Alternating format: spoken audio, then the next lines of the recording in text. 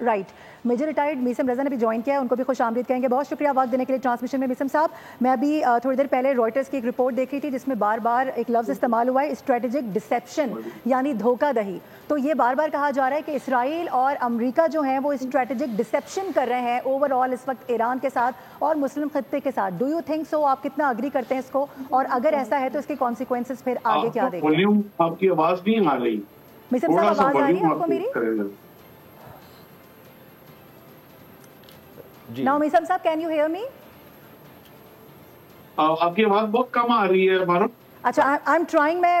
मैं दोबारा आपसे सवाल रिपीट कर दूं अगर आप कहें तो।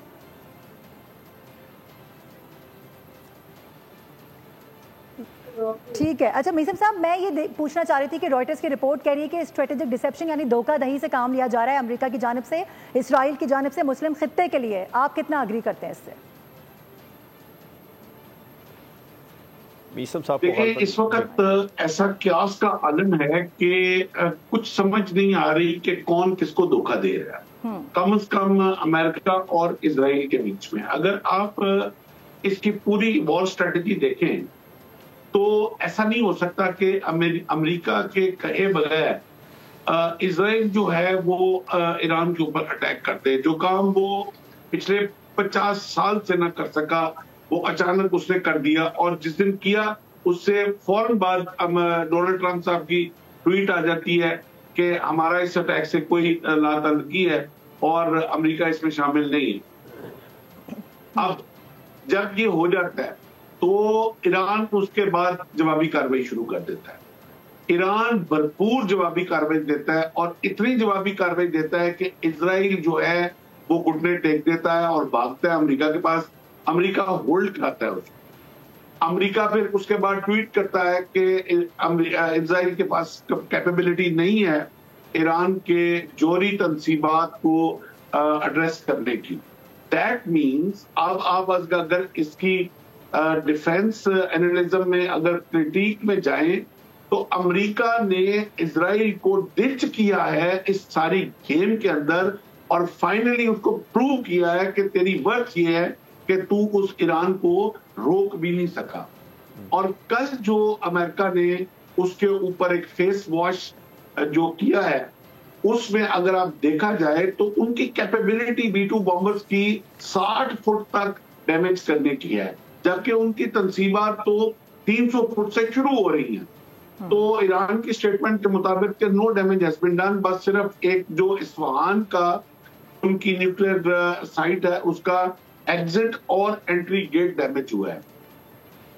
3 साइट्स हैं, एक उन्होंने B-2 बॉम्बर से एड्रेस की और दूसरी 2 साइट्स टॉम हाक से उन्होंने दूसरी 2 साइट्स पे तो उन्होंने B-2 बॉम्बर भी नहीं गिराए। तो बेसिकली ये इस वक्त गेम अमेरिकन सुपरमेसी की चल रही है। इजराइल को उसके अंदर वो यूज कर रहा है।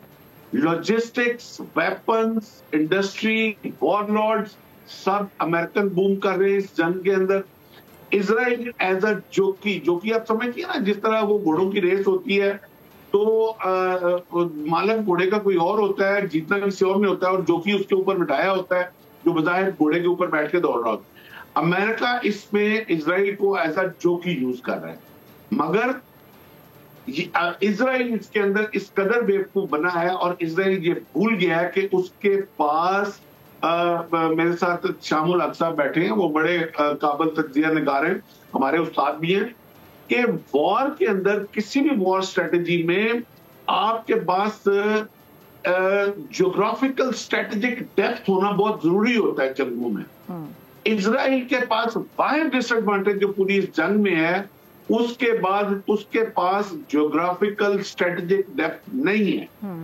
तो अब अगर ये वॉर प्रोलॉन्ग करती है तो मुझे जो नजर आ रहा है कि इजराइल इस सफाई हस्ती से मिटता हुआ नजर आ रहा है। अच्छा। हाँ, इस जंग के एंड पे अमेरिका जो अपनी इस मिडल ईस्ट में सुपरमेसी लूज कर रहा था, जो डॉलर और जो एक पेट्रो डॉलर का जो रुझान कम होता हुआ नजर आ रहा था, जो अमेरिकन इन्फ्लुएंस के अंदर कुछ कंट्रीज जो थे वो ब्रिक्स की सूरत में दाएं बाएं खिसकते नजर आ रहे थे, वो अमेरिका शायद उसकी नतीजे में अपनी सुपरमेसी दोबारा गेन कर ले।